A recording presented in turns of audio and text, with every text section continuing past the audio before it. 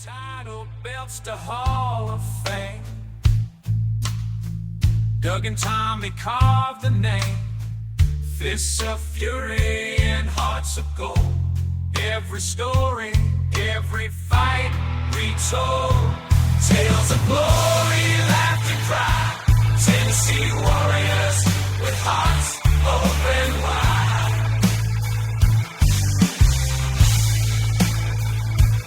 In the ring or on the air, legends living without a care. On the mic they roar, on the mat they soar. Dangerous conversations, fans wanting more.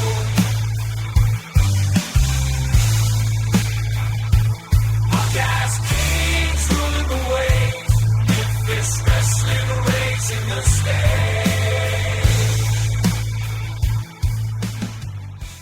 Hey everybody, welcome back once again to Dangerous Conversations with Dangerous Doug Gilbert and Tommy Wildfire Rich. We are back for another episode, guys. We came back last week, season 2, kicked off with a bang, and this week we've got a fun subject, but how you guys' week been? Dude, I had a real good one. Hope everybody had a great Easter, man.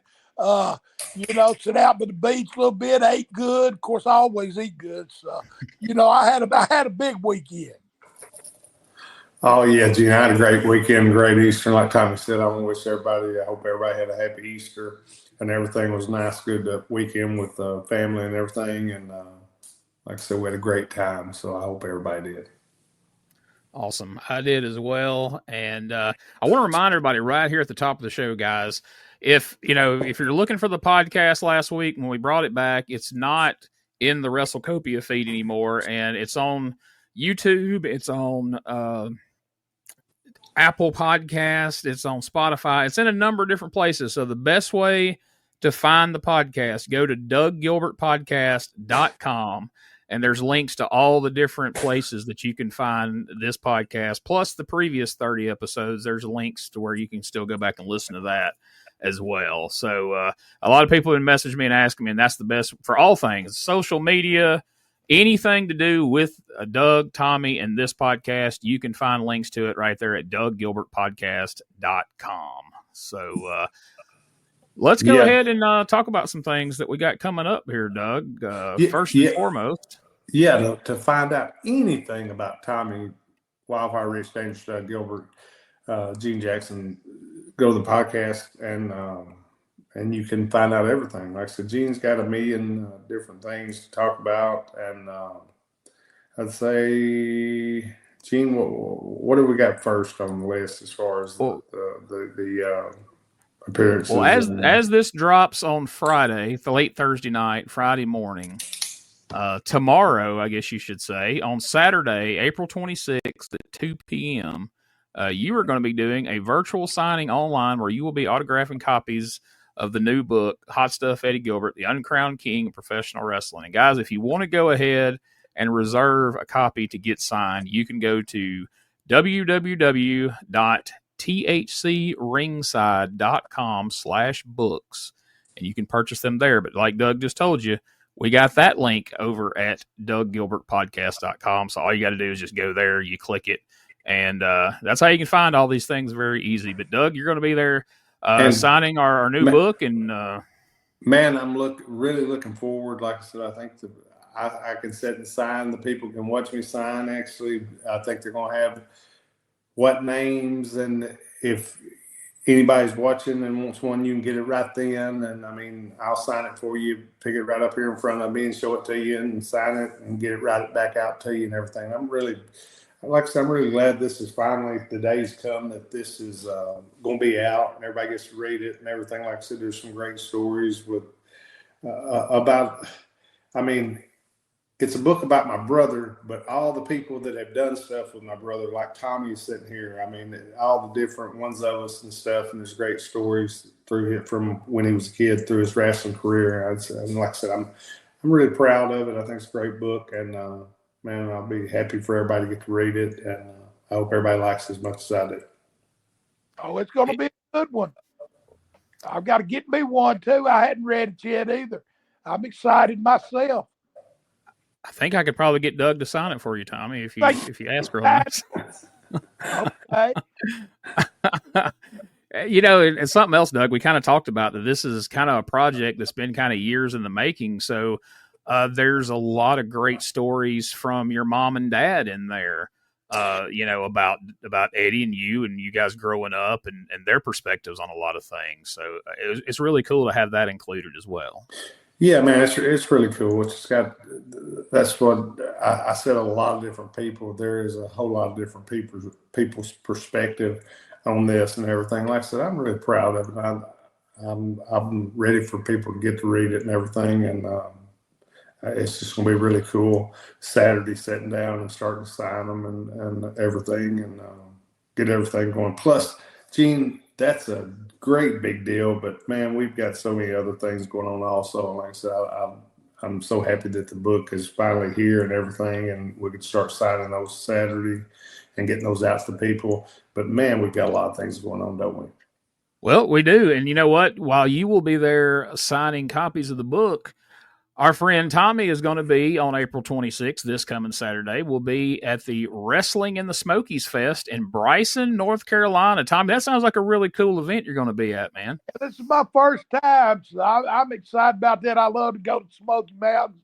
Great wrestling fans. I used to work for Smoky Mountain Wrestling up there, and then the Fullers had it. I mean, and plus I go back further than that. I remember going to Johnson City and doggone, you get to Knoxville, and it was 2-lane road all the way to Johnson. It took you all day to get there and all night to get back. Great fans up there. I know you're going to have a good time up there. So everybody in that area, come out and see Tommy and enjoy this big Wrestling in the Smokies Fest. A lot of cool stuff going on. And then, of course, after that, we're going to be heading to Philadelphia, Pennsylvania, Saturday, May the 3rd. For the big WrestleCon wrestling convention. It's going to be taking place at noon that day at the 2300 Arena. If you don't recognize that name, that is the former ECW Arena.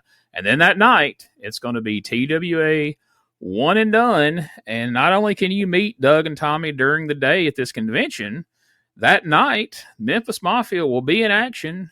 And it's not going to be just any match. They're going to be taking on Team Extreme, the franchise Shane Douglas, and what he describes as an extreme mystery partner that he seems like you guys ought to be nervous about it. But if I know you guys, I don't think you're sweating it too much, right? No, I don't think Tommy is, and I'm sure not. And I think that night we'd probably call it the TCW Arena, because I think now how it's, a lot of people know or have read how it started and everything. But I mean, and not that it's a bad thing, but when me and Eddie first started up there, it was actually, you know what it was, and now it's a great building. And Gene, I don't think, Gene, you hadn't never been inside of it. You've seen tapes and stuff, but you've never been inside of it, right? I'm excited. No, I haven't. Well, I mean, the thing about it is what I really like so much about it now, and I don't say I didn't like it then, but when me and Eddie went up there, it was just it was just a warehouse. And actually, I think they said like a bingo hall or something. And now it's a cool, well, back then it was a cool place because it's like Tommy laughed at me before I told him, I said, it's like a freaking cult type deal and everything. But it was just like kind of to me, it reminded me of underground wrestling, Gene, if you know what I mean. I mean, and I've told Tommy that before. I said, man, it's different. I love the fans because they if it was something they liked, they just really bought into it, and they would show you. And I mean, if it was something they didn't like, they'd really show you also, right, Tommy? I mean, they in a second they'd say this sucks or oh, yeah and everything, and you effed up or whatever. You just gonna have wrong. They let you know. That's the sure. But I get it. They thought it was hokey. But I mean, at the get go, it was just like I'm saying, Gene. When you get up there and you see it now, to me, it's like a great, like an upscale venue. Back in those days, it was like if you would have just walked in a warehouse, like, a storage warehouse, and you looked around, all you saw was what you would have thought of as a storage warehouse or a bingo hall or whatever. I think they called it Viking Hall at the time y'all moved in there, right? I think so. And everything, but I mean, it was more of like to me of like a storage type building than a venue or arena. Where now they've turned even the outside. Before the outside, you look at it and you think, "Dang, that can't nothing really good be going on in here." But it was cool. It was just there was a lot of wide open space in there to set chairs and do different things, and that's why you had so many wild different things going on, because it was just a wild setup building. But now I mean, there's still a ton of things going in there, but the outside of it, when you look on the outside, it looks cool and everything. And they've got bricks going up, got 2,300 on it, which I think you said is the name of the building now, 2,300 Arena. But like I said, I think anybody that has a show there, I think that night it will be probably the TCW Arena. It's whatever's there, but it's a cool place. I heard Tony Khan the other day say that he thought this year he would want to have AEW there. So I think it's a building that kind of transcends into a little bit of everything. Absolutely. And this will be the first time the Memphis Mafia has been there together as a unit. But, you know, let's face it, this is the home of the Big Don. The Big Don used to run things up there. So it's going to be the Memphis Mafia. It's going to be the Big Don. It's going to be all those things coming together. That's going to Philly cheesesteak, some pie, some everything going on in Philly. Yeah. Oh, yeah. Philly's, hey, I loved it. Hey, when I was there with ECW, and like Dougie said, I mean, the building, when they started, it was raw, and then it got better. And like when I was there, and then I was there not long ago, they got the bleachers in. I mean, so it's a great setup for wrestling or concert or whatever it might be. It's all set up. It ain't, of course, I got my favorite place, the bar. They got the bar, and then they got the place out front for shirts and everything. So it's going to be May the 3rd. It's going to be happening in Philly, PA. Tickets are still on sale. Go get those now. Don't wait till the day of. You can get your tickets for the convention and get your tickets for that show. It's going to start at 7:30 that night, and you can find links to that over on our Facebook page. June the 12th will be in Mayfield, Kentucky. And like I said, I can't wait to go up there with Tommy, and Tommy will be in Mayfield, Kentucky. Tommy, myself, and King Jerry Lawler will be in Mayfield, Kentucky, and that'll be a big night on June the 12th. And then the 13th and 14th, I think it is. I am saying that right, June. The 12th will be in Mayfield. The 13th and 14th will be in Metropolis, Illinois, at the Superman Festival. Up there, me and Tommy will be signing.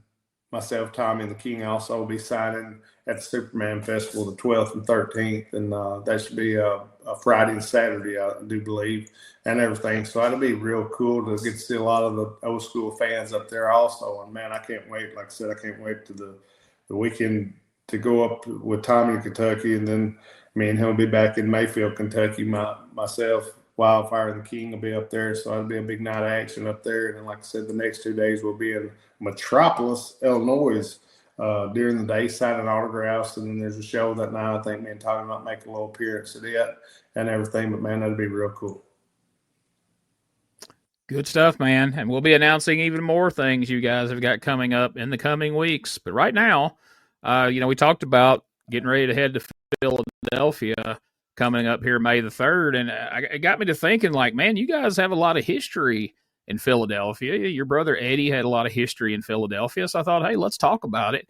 And man, if you're going to talk about Eddie Gilbert in Philadelphia, you got to talk about November 25th, 1982, when Eddie challenged Tiger Mask for the WWF Junior Heavyweight Championship.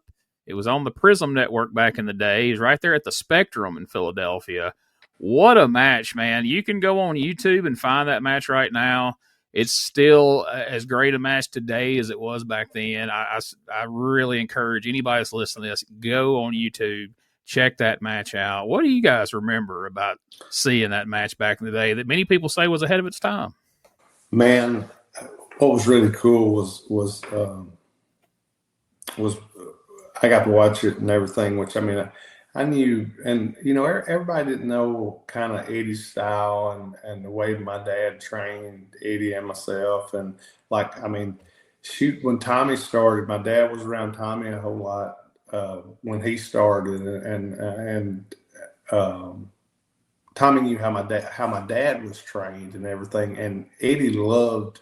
I mean, as far as the Japanese style, I mean, I love the Japanese style, but man, Eddie was great at working with all those great Japanese workers that the style. A lot of the American guys didn't want to work that style, but Eddie loved it and everything, and he worked great with all those guys from Tiger Mask. I told you through the years there were so many of them, but then you lead up to the later years like the Great Muda when Eddie worked the program with him and everything. But he loved working with Tiger Mask, and man, there was what, I think 4 or 5 maybe different Tiger Masks over the years, Gene. But you had to be a great worker to and like I said, I don't like to use the word godly, but you had to, for them to give you that gimmick over there in Japan, you had to be one of the top workers that they had in the junior heavyweight class. And man, Eddie loved it. And what was great was it was for the WW, was it WWF then, Gene, or was it, I don't know what it was, but it was for Vince Senior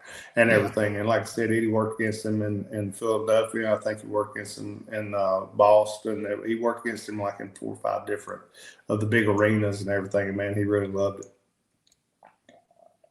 Yeah, Tiger Mask, was like a huge comic book hero in Japan, like just an iconic, character.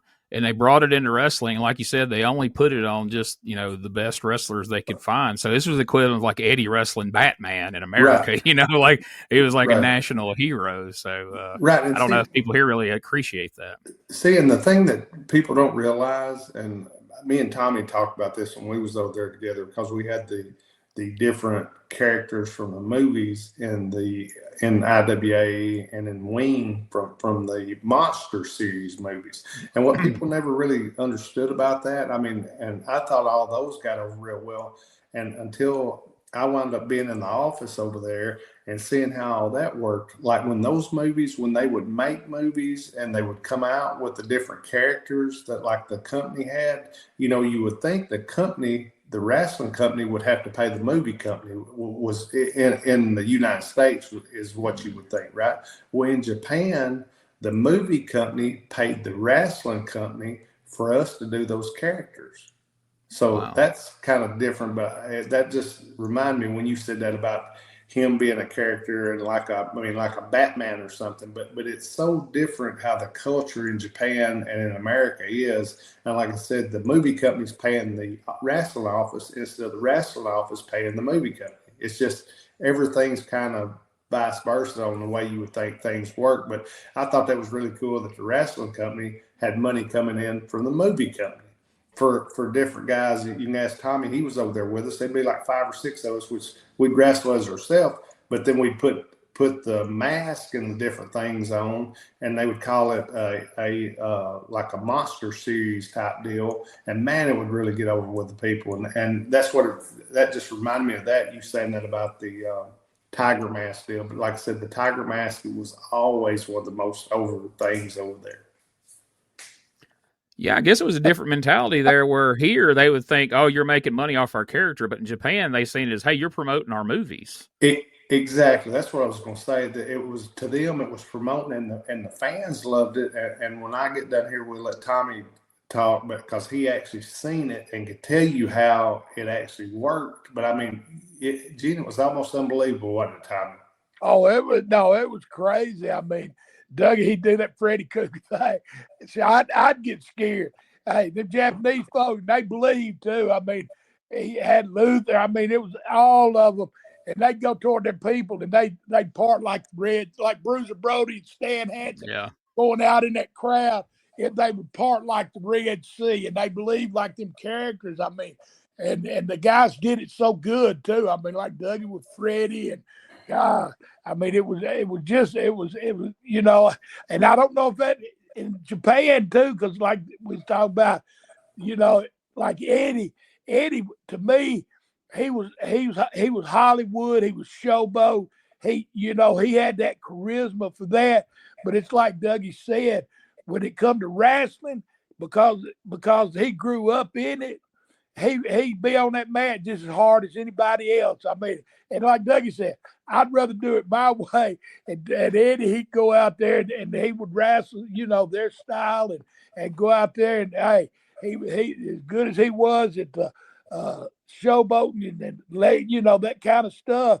He'd get in that ring and he'd work just as hard the other way too. I mean, yeah, Eddie, and I'm sure in the book it tells a lot about that. So everybody needs to get a copy of the book because, Eddie was as good a ground man as he was at walking and talking.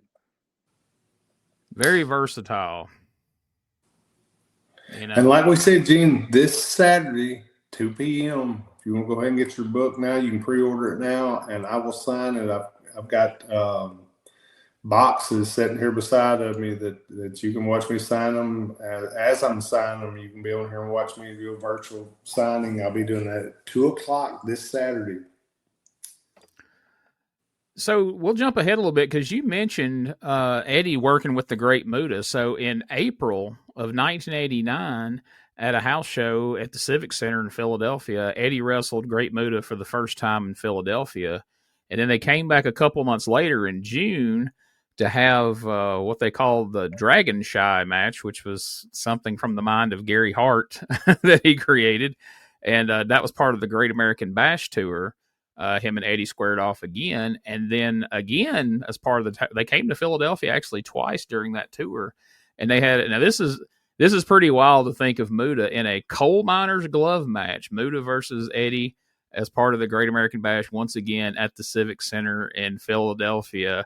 It's fun because you think of coal miner's gloves like old school Southern kind of gimmick match, and to think of Muta and Eddie at a coal miner's glove match, that's pretty fun. I wish there was footage of that somewhere that we could watch. Well, I guarantee you I know who booked that one. No doubt, right? but anyway, Gene, you know what? You're sitting here talking about all this, and that's great stuff. But what I was sitting here thinking about when you have been saying this and talking about that is the guys that come over from Japan that Tommy worked with. I was trying to think, Tenyru, which would have been 3 or 4 of them, Tommy, which I know a lot. Like Tommy wrestled a lot of in Georgia Championship Wrestling days.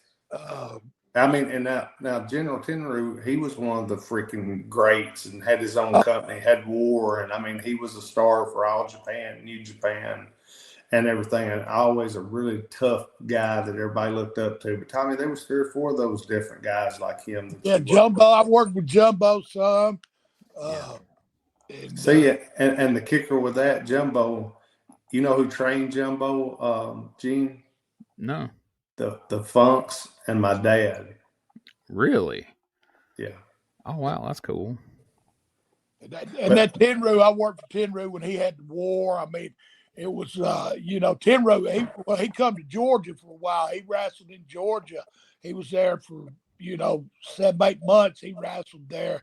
And so I got to know Tenyru some. I mean, just real good people. All of them I met was always nice. And I have never met a soul that had a bad word to say about Tenyru. When I met him 3 or 4 times, and he was always a gentleman. But man, you talking about a tough dude, but I mean a gentleman and everything. But he was a good dude, wasn't he, Tommy? Oh yeah. I'd go in there. There we go. I didn't do no showboating with. Me and him were friends, and they still beat the daylights out of him. But that's just the way they wrestled in Japan. I mean, they all like to. I mean, well, they didn't expect you to hit. They wouldn't hit you no harder than they expected you to hit them. I mean, so it was, it was real. And Gene, I told you about like my experiences with Goldo and everything, and the match that I saw Tommy have with Goldo, or Tommy had a few different matches with Goldo I thought was great matches and everything. But I'm sure Goldo had, which he was a super tough guy and everything, but I'm sure he had some good matches with Tenyru. But one of the biggest matches I ever remember him having with Tenyru lasted 18 seconds. You know what happened? No. Tenyru dropped one of them big elbows right on his head. And his head was like up off the mat, and it whiplashed, hit, and knocked him out. It was 18 seconds. It was like one of the big. I mean, there was like 14,000 people at this show, and that was the main event. I thought, dang, that sure wasn't supposed to happen. It was like one of them Mike Tyson knockouts back in the day where Right. everybody's paid to see it and like, now what? Right, that's it. And I mean, you could tell the referee wasn't going to quit counting, but it was like the referee was looking at him to try to raise something, but he never could raise nothing. Tenyru just knocked him out. I know both of you guys worked with him quite a bit, but I know going back looking through results, I've seen where Eddie worked quite a bit with the Great Kabuki before he had the Kabuki gimmick. The name escapes me that he used at the time. Saka something, wasn't it? Something like that. But I know you guys worked with him as Kabuki. I know Doug, you were like in one of his retirement matches, and I've seen a couple of matches Tommy had with him over. How was Kabuki to work with, and did you ever take any of that poison mist in the face? I know I did, and I'm sure Tommy did, but we'll let Tommy speak on that. But yeah, I worked with Kabuki a lot in Japan because he worked with the wrestling office. And like I said, I booked the guys, the American guys, and he was the actual booker, the Japanese booker for IWA the last 4 or 5 years. And man, I spent a whole lot of time with him. When Tommy was over there on tours with us, he spent time with him, but I'm sure Tommy spent time with him in the States here, right, Tommy? Yeah, you speaking about Gary Hart earlier. Yeah, Gary, he had to do, and of course they had to run through Georgia, and I wrestled him. Yeah, I got the green mist a couple of times. It felt like the green mist might be a little hard to get off of you after it was over with. Yeah, it stained you. I thought that might be the case. But now you're talking about another great dude. Now Kabuki you couldn't beat him, could you, Tommy? He was a great dude. And yeah. I mean, always when I was in Japan with him, or even when he was in the States and everything, I mean, he was just, you couldn't beat him. It's still to this day, when I go to Japan, if he's not around a show or anything that I can see him, I'll go to his restaurant and see him and everything. It's right between Cork Hall and Tokyo Dome. And I mean, he's a great dude. I always loved watching him as a kid. He had the mist and he had the nunchucks and everything. It was just, it was really fun to watch. And I hear he was a good dude. Yeah, and one of the things Tommy said, I mean, you couldn't have put him with no better of a dude. Like we've talked before, I've always said and told people how, I think some people got a little misconception of Gary Hart. I've always loved Gary Hart, and he was always nice. I think a lot of people but I mean, he did have that, how he would carry himself. And I see why a lot of people were scared of him and this and that, but a lot of people, they just don't have much to say about Gary Hart. But to me, he was always real cool, laid back dude, and I really got along with him. Yeah, I mean, the misperception, I don't know, but I've never experienced it either, because when he was in Georgia, Gary was smart to this business too. He was smart. Yeah. He was very smart to this business.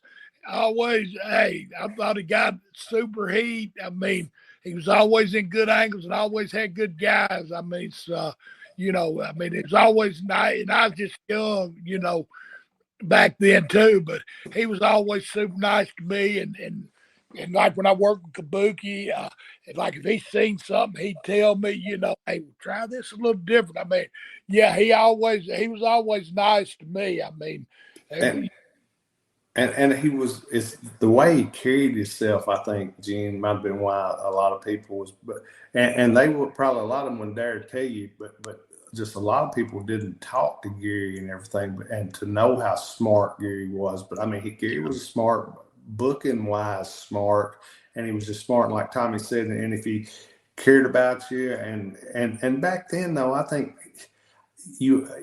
all the guys, unless just there was really a smart ass or something, the bunch that like Gary would try to help anybody, but it's like a lot of people was scared of him, his mystique or the way he carried himself. But man, what a great heel. Yeah, and that's it. He lived that life. I mean, he was kind of, but he was smart, and like it being maybe to some folks it'd be an arrogant answer, but if you knew him it just be that's Gary. That's Yeah. what Gary would say. I mean, everybody's got, I'm on cornbread, but Gary, he was more a little arrogant. I mean, but he was a heel manager. Yeah. And he was a manager. So, I mean, he always, like I said, he was, I mean, I know that some folks that say stuff, but it don't matter anyway. But like I said, he's always nice to me and taught me some stuff too. So, I mean, yeah. I always thought he played a really great role for guys like Kabuki who, played, they were foreign heel and Kabuki really was and really couldn't do promos. Gary would create these backstories for him and tell, like, he burned his face, brother, and that's why he wears the makeup and he knows all the martial. And he would really put them over strong and create this whole backstory that added a mystique to their gimmick and really added just a whole nother layer to their character, that I thought really did a lot for the people that he managed back then. And that's what made him. I mean, that's where he was smart at. I mean, he would take a guy and of course, Kabuki's work showed itself, but he'd tell that story and it was 10 times better.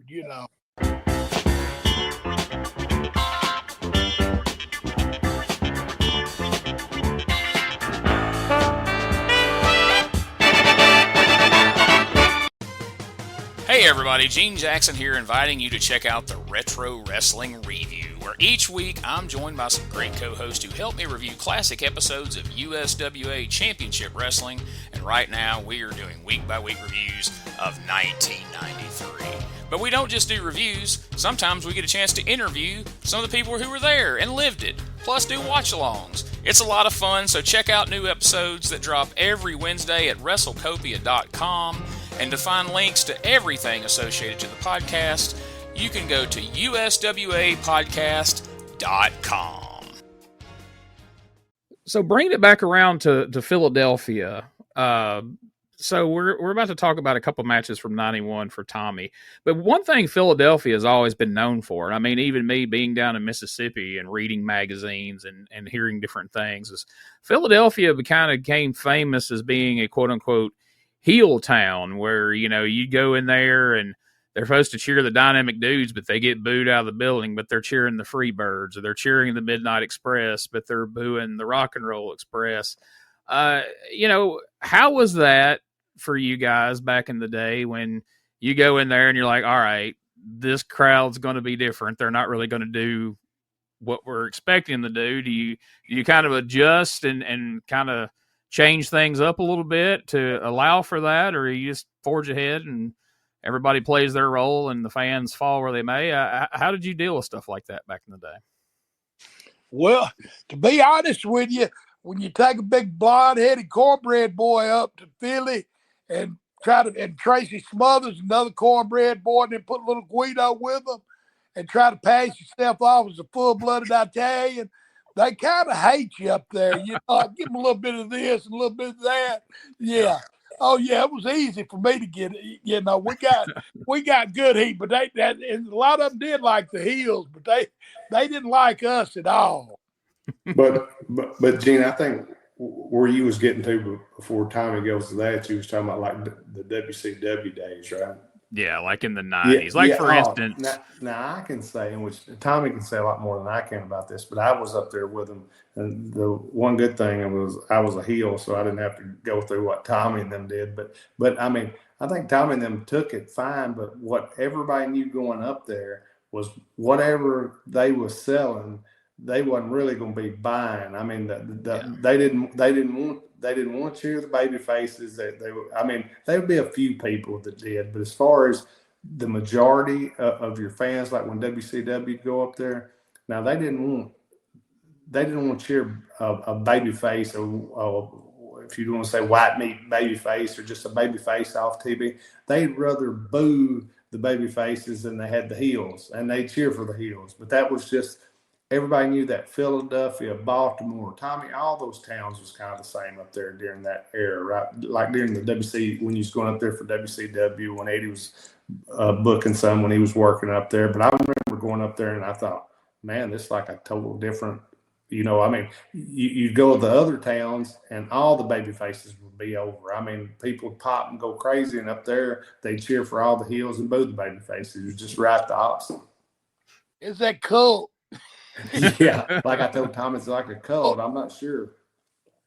But now, like what Tommy was talking about, I like got great heat doing the Big Don and the FBI and everything. Tommy was really over them. But like what you're talking about during those WCW days, the only ones I knew that and I guess you could say those baby faces just because they was over so much and pushed so hard, like they would cheer the Road Warriors. And I mean, whether they was baby faces or heels, but like just your white meat, your guys that was regular, normal baby faces, they'd want to boo them out of the building. That was just that. Like me and Tommy say, whatever you want to call it, like a cult type deal where they want to have what they want to have. And too, that was during the years where you was talking about too, the sheets and the people up north read the sheets, I think, more than the people down south, as far as more would subscribe to them and that thought they was in on the know of what was going on and everything. So I think that was kind of part of that. So from that era, March 30th, 1991, and this is something we've touched on the York Foundation era, Tommy, but we really hadn't talked about this time. So March 31st, 1991, WCW house show at the Civic Center in Philadelphia. Jimmy Garvin and Michael Hayes, the Fabulous Freebirds, taking on Ricky Morton and Tommy Wildfire Rich. Now, this is when, Robert Gibson had, completely torn his knee out, had to get his knee, rebuilt. And you kind of stepped in y'all weren't the Rock and Roll Express, but you guys were a tag team pretty consistently there for several months. So how was that teaming with Ricky on a regular basis? Which one did he play? Was you Ricky or were you Robert in that deal, Tommy? I was probably Robert. Yeah, probably Robert. Yeah, it was cool, man. I mean, we had to run with the York Foundation. I mean, that was good. I've been in a couple of different gimmicks and that, but the York, me and Ricky teaming up, and I mean, it's like we've been around each other so long. He looks like me now. Nah. Yeah. Somebody told me I look like him. I said, no, he looks like me. No, kid, I didn't tell this last week, but when we were in Corinth the other week, Doug was sharing a table with Ricky, and Ricky kind of had his back turned. He's over there talking to some other people, and I was over away from the table talking to somebody, and somebody came up and they seen Ricky with his back turned, and they seen Doug standing there signing an autograph for somebody, and they go, "Oh, I didn't know Tommy was here." And I said, "He's not." And they go, "He's right there." I'm like, "That's Ricky." And Ricky turned around, they go, "Oh, I saw the blonde hair. I thought it was Tommy." I was like, "Well, if you squint, And then you know what Ricky said, Tommy? Not that, but he was looking at pictures that I was signing for people, and he looked at one of the Memphis Mafia pictures and he pointed at you and says, "Is that Jeff Jarrett?" And I thought, well, now can he not hear RC or what's going on here? Lord. I said, Ricky, if you want that to be Jeff Jarrett, that can be Jeff Jarrett. I said, you want me to sign Jeff Jarrett on there for you or what? I missed that. That's and then you know what he said? He said, "I can hear you." I said, "Well, yeah, you can hear me because I'm hollering at you." Oh, he hears what he wants to hear. Exactly. That's that selective hearing. Yeah. Yeah, those guys had a good time in Corinth. That was a fun show there. So a little bit later in 1991, that's when our friend Joel Goodhart started getting TWA going, and that's when Eddie first started going up there, and towards the end of 1990 into 1991, and September 15th. Eddie defeats Cactus Jack at the TWA Autumn Armageddon event there at Penn Hall in Philadelphia. He would go on to have, a couple months later, a Falls Count Anywhere match with, between Cactus and Eddie. Eventually, they would have that series of matches. They had a barbed wire match and that best of 3 series. And a lot of people point to those series of matches between Eddie and Cactus Jack is kind of where the whole, hardcore. I mean, I know it started in Memphis, but as far as when people in Philly and the Northeast really started getting turned on to that style, and where Cactus really got over were those matches with Eddie. And there's people that still talk about them to this day. And when we talked to Joel, I was wanting to kind of talk more about that, and we kind of got steered off in other directions with him. But I really wanted to put over the importance of those matches. Well, Gene, I dare you just to ask Joel something. You don't get me one question. Tommy. Joel wouldn't get him word in edgewise, would he? Hey, Gene told me he had a whole list of questions for Joel, and he asked Joel one question out of an hour and 15 minutes. Well, Joel never slowed. It felt like you were trying to jump on a merry-go-round, because like you'd see Doug go, but you couldn't get, there wasn't a break. There wasn't a break in the talk to get a word. Hey, Tommy, I held up a sheet of paper like this so Gene could see it, and I said, "Can we talk?" Oh, yeah. Hey, Gene, I'm with Tommy to chase that Joel around when we get up there. We're gonna put Tommy and Joel in a room to record a pod. I'm bringing my recorder with me, and we're gonna get them to record a podcast. I'm gonna ask one question, just leave the room, and poor Tommy will just be stuck in there with him for 2 hours. It'll be the best rib ever. Yeah. Yeah, you better leave Tommy. You better leave Tommy about in the room with him. Yeah, I better not cross Tommy. I got to share a room with him. I might get locked out after that. I was going to say, you better leave Tommy about 2 cases of beer if you're going to be hot about that. But what did Eddie think of those matches? I know, like I say, Cactus and his books have talked a lot about what they meant to him and what they meant to his career, and I've heard him in interviews, and I've got to hear Eddie talk a little bit about them and some different things. But what do you remember about them, Doug? Like, what do you remember him coming back telling you about those matches once those started happening? Man, it wasn't just so much what he come back and told me, but there was other fans from up north that I talked to back in those days, and I've still got friends that's up there that still I talk to this day and everything. But they would, before Eddie would tell me, those guys would call and tell me. Before Eddie would get back home, they would call and tell me about the matches and about how brutal they thought stuff was. And I mean, it was brutal, but the good thing, like I said, there's still a little bit of an art, but I mean, you can't find much. I mean, it was brutally brutal, but I mean, they didn't kill one another, but there was great stuff, and you can still make stuff look great and not kill one another. But what I'm saying, the night was brutal, and like I said, the night I was up there, they had medics in the back during the different matches that they had that was, sewing them up and getting all their stuff stopped bleeding and putting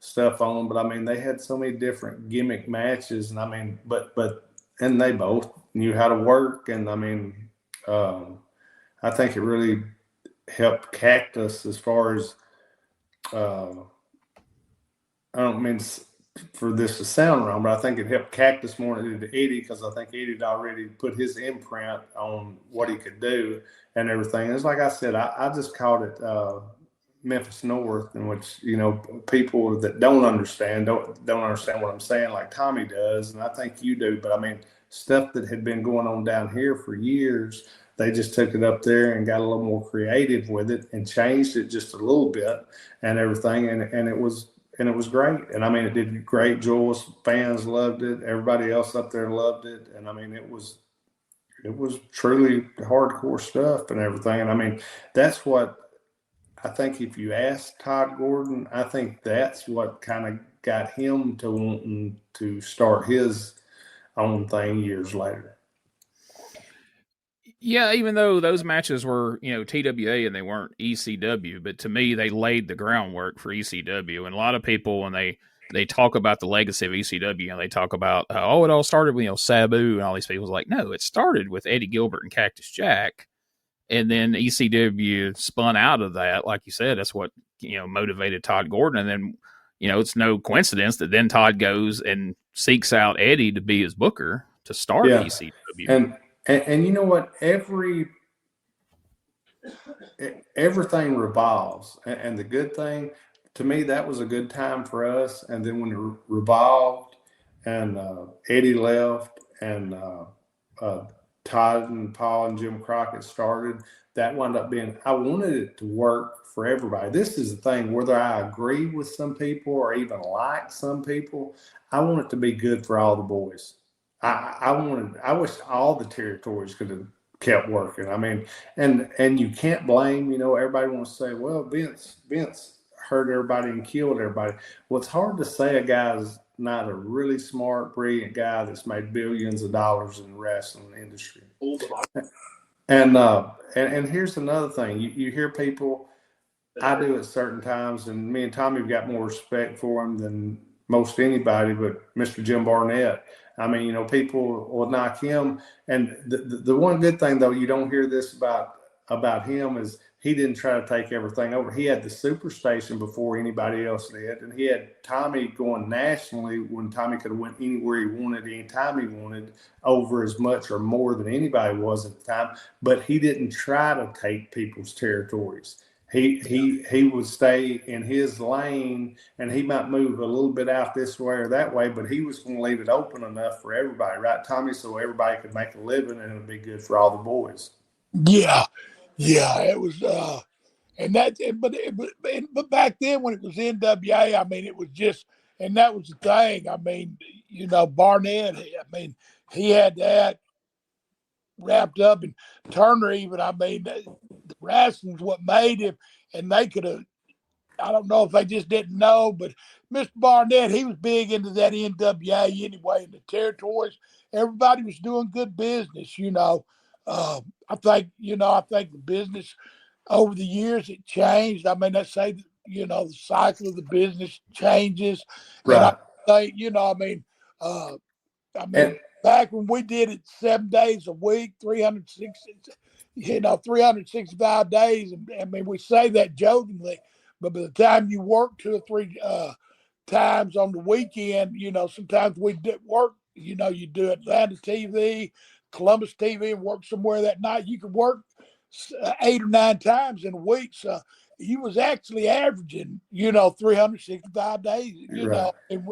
and we didn't take days off because you was a show, and if you was in an angle, then you had to be there. So it was like you could take no time off. Just that was, and Mr. Barnett, and like Dougie said, I used to think when Vince, that it was sports entertainment and all that, I thought he killed our business. But that ain't what, what killed our business. It changed, but what killed what I do, the indie, what killed it more than anything was this backyard wrestling.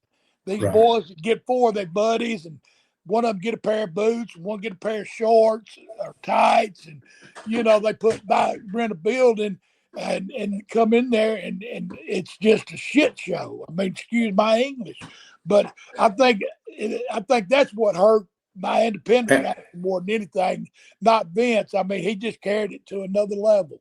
Right, and too, Gene, I kind of got us off track here by saying things go 360. And going into about the different guys. But what I meant was going when Eddie left, and I left Eastern Championship Wrestling, and then it changed into Extreme. Just like I said, it's just going a circle. Like in life, everything changes, but it was time for that. And then, like I said, I'm grateful, Tommy. And like I said, I want all the guys to make a living. That was kind of my point about the territories, because you figure in a territory, you could have as many as from 20 to 30 guys in every territory. So look all around the country when you're talking about 17, 18, 19 different territories at a time, how many guys that give a chance to work. But when it changed from Eastern Championship Wrestling to Extreme Championship Wrestling, don't get me wrong, I'm proud, and like you said, Sabu's name, I love Sabu. Sabu's always been great to me. I know Tommy and Sabu get along well. I got along great with a lot of the guys that stayed and worked for Extreme Championship Wrestling. I never had no hard feelings towards him. I want everybody to do good. And the thing about that,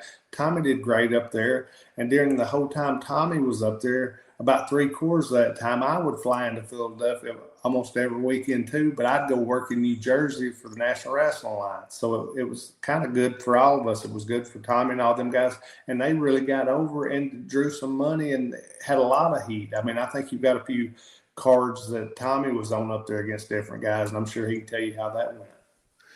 Yeah, let's talk about that. So, I mean, we know you had the great run with the FBI, and that was that was definitely a lot of fun and some of my favorite stuff. But now, when you first came in to ECW, the first match you had in January of 1997, you wrestled Ricky Morton there at ECW House Party 97 there at the ECW Arena. Well, what was it like that first time that you walked out there? And like I say, you were no stranger to Philadelphia, but like we said, those fans were a different breed up there. What was it like for you and Ricky to go out there and have a match in front of the ECW Arena that night? Oh, Ricky's good. I mean, Ricky, they can't believe everything he tells you, but that's just the wrestler in him. Yeah, he tells you they jumping off the rafters on us. I tell you. Hey, wait a minute! I missed a point there though.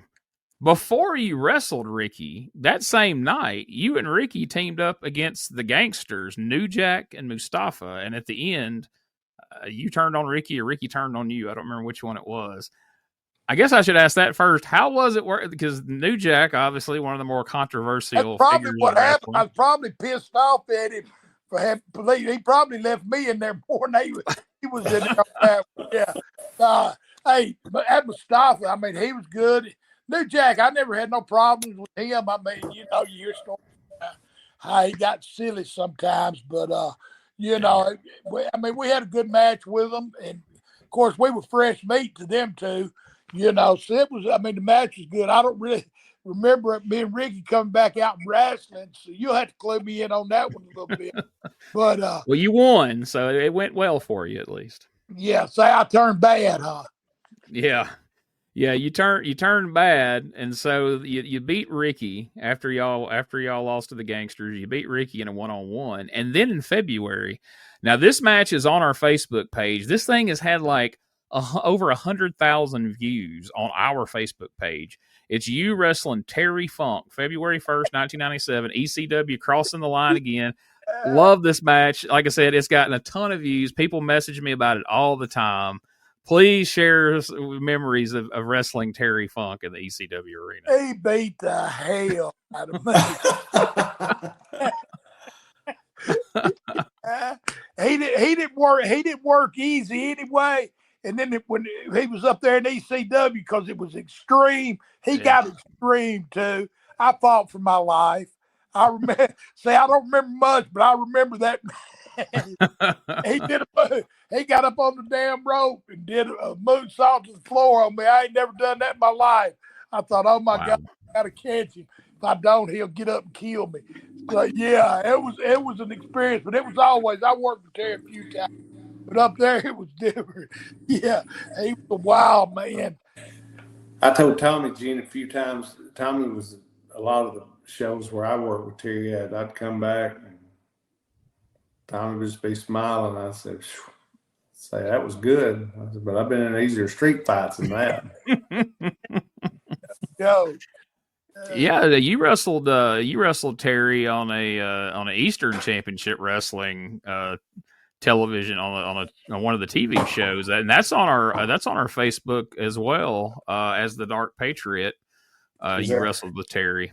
I think I wrestled Terry about 24 to 36 times. Actually, it's quite a few times and a lot of different places and everything. But I enjoyed every one of them. Like I said, I've told people, you ain't really got to worry about being in a fight with anybody after that, because I mean,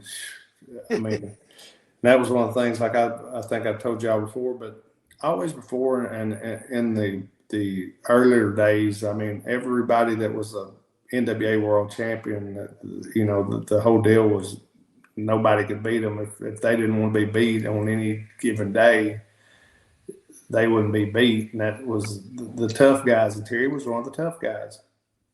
Oh yeah. Oh, no doubt. Yeah. He was. Hey, but all of them. I mean, your dad. Hey, your dad. They was all in there together. I mean, and Yeah. the harder the better for them. Well, so that's what Terry told me before, that people wouldn't know how much my dad helped him. And I said, "Is that right?" And he said, "Yeah." And he was telling me about when my dad come out there and worked their territory with him. That Dory Senior put my dad with Terry for a good little run there, and he said that my dad really taught him a lot, and I thought that was really cool, him telling me that and everything. Yeah, Terry, like, what's so unique about Terry is, like you said, he's one of the toughest guys ever. You know, he just beat the tar out of somebody. But then he could wrestle. Like, he could get on the mat and wrestle with anybody. But then he could also do comedy. You know, he could stagger around and do some of those Dick Murdoch spots. He could do anything that you wanted, and he could do it all in one match and make it all make sense. At no point is anybody be like, "Oh, that's some phony shit." Like, no, I mean, he could take you from laughing to mad to crying, whatever Terry Funk wanted out of you, he could do it. I mean, just one of the best to ever do it. That's that psychology. That's that psychology. Yeah, that's what back when we started. That's what they teach you. Now it's like boom, boom, boom, boom. Where we were, I mean, yeah, it's that psychology. And guys like Terry Funk and them, I mean, they was at ground and pound, but they knew how to tell that story too.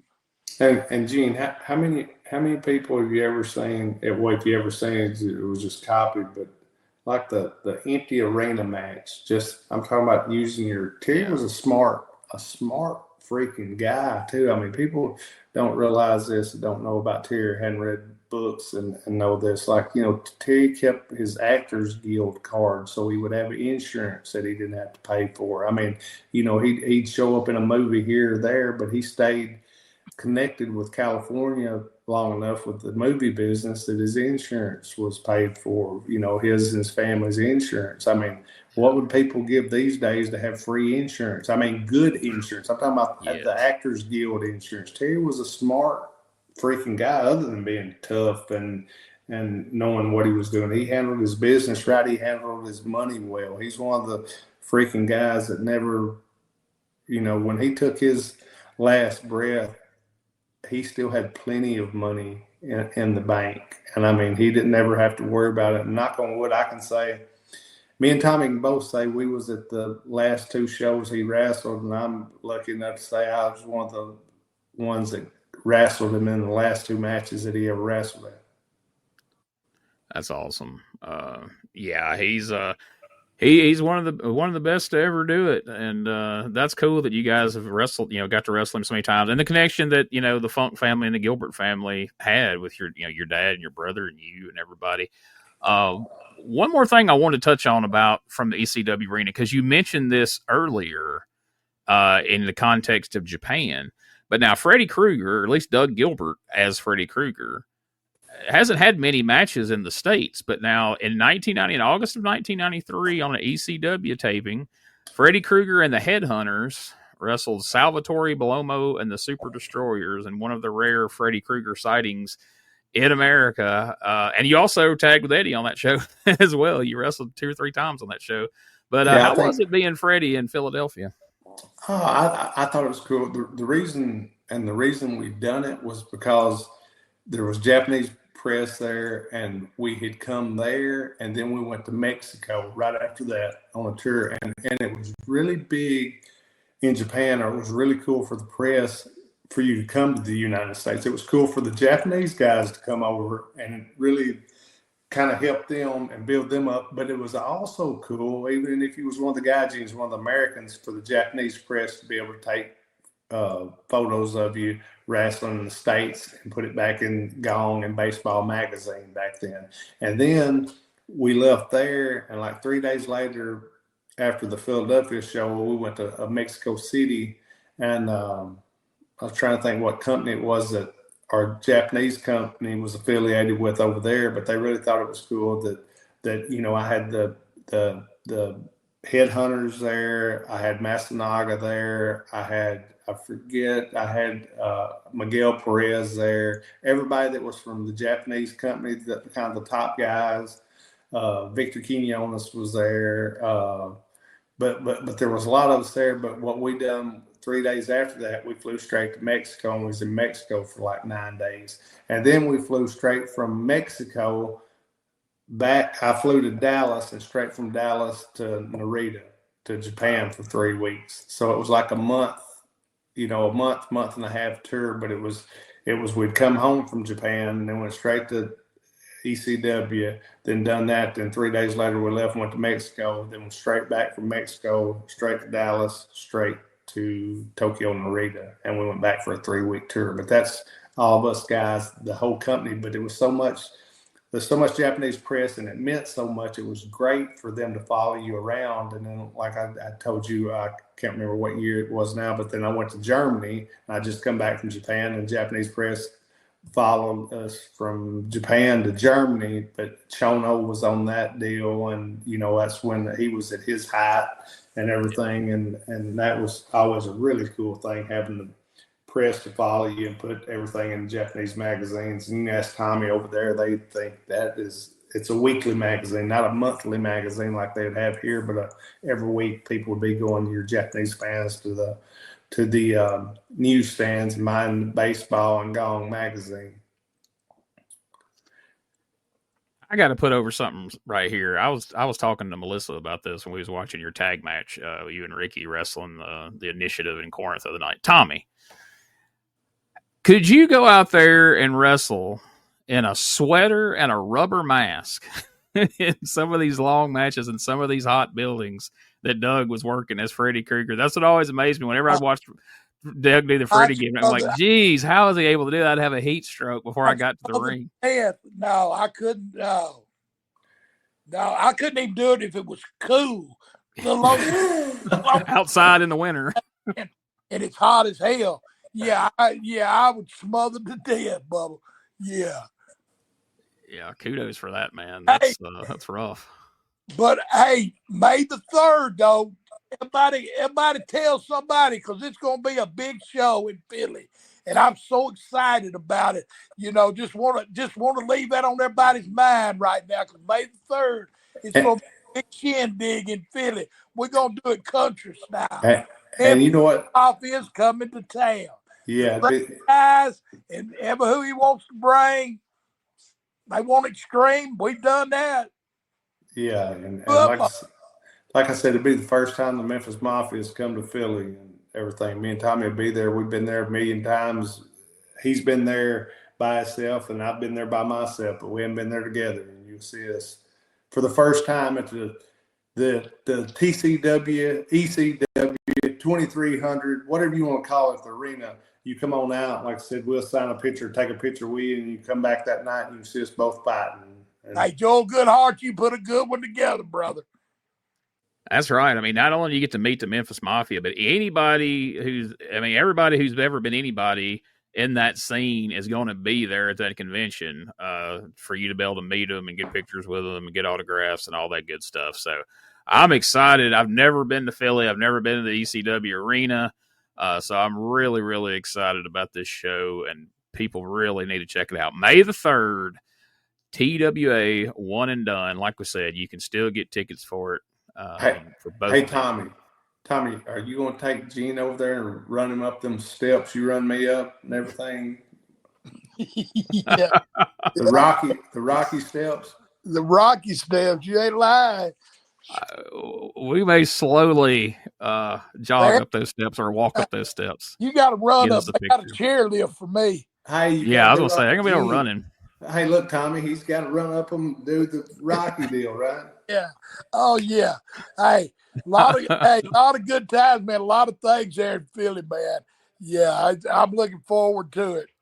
Hey, well, you guys be ready to check the Facebook and the Twitter. We're going to have a lot of cool pictures from the show, from us running around Philly. There should be a lot of fun stories to tell. Coming to town. Got that right. We sure are. All right, folks, just one more reminder. Don't forget, this Saturday, April the 26th, book signing, 2 p.m. Central Time. Doug will be signing the Eddie Gilbert book, and we will have more information. You can check the Facebook, and you can also check DougGilbertPodcast.com for the exact link. THCringside.com/books is where you can pay to get your book autographed. You sure can. And you know what? If something happens and you can't be there Saturday at 2:00 to see me sign them, you can be in Philadelphia on May the 3rd, and myself and Tommy, the Memphis Mafia, will both sign them for you. Right, Tommy? You ain't lying. And everything. Like I said, me and Tommy will be there for photo ops. If you want pictures signed, if you want to take pictures with the Memphis Mafia, we'll be there. Gene will be there. Everybody on this podcast will be there. So let me tell you, you need to come on out because it's going to get wild. And like Shane Douglas thinks he's got extreme. Tommy was being extreme before Shane Douglas even thought about wrestling and everything. So I'm going to tell you one thing. We'll see what goes on in the 2300 arena that night. But believe me, boys, it's not going to be good for y'all, and it will be good for us. Like I always say, I say what I mean what I say, and you'll see the best of Wildfire and Dangers that night. And listen, if anybody else has got any more questions, all you got to do is show up, and you'll find out. Peace.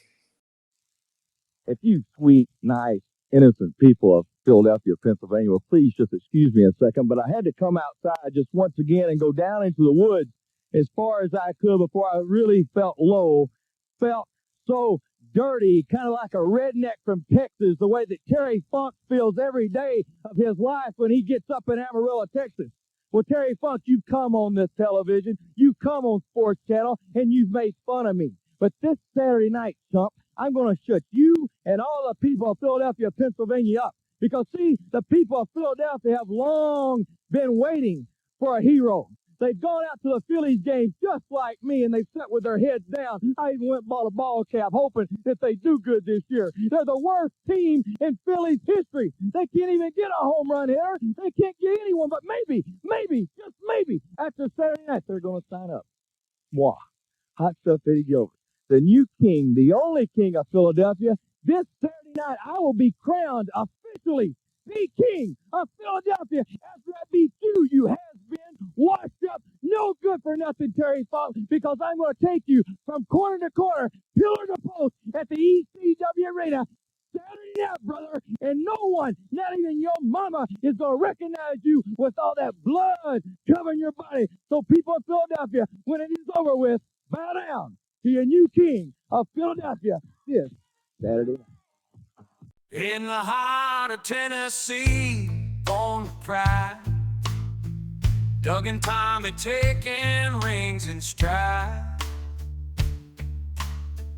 Memphis legends never backing down, wrestling warriors, they wear the crown. You scurry away, glory in their veins, fighting legends breaking chains. In the square circle they made their name, podcast champions, it's their claim to fame. On the mic they roar, on the map they soar, dangerous conversations, fans wanting more. Podcast kings ruling the waves, Memphis wrestling raising the stage. From title belts to Hall of Fame, Doug and Tommy carved the name, fists of fury and hearts of gold. Every story, every fight retold, tales of glory, laughter, cry. Tennessee warriors with hearts open wide.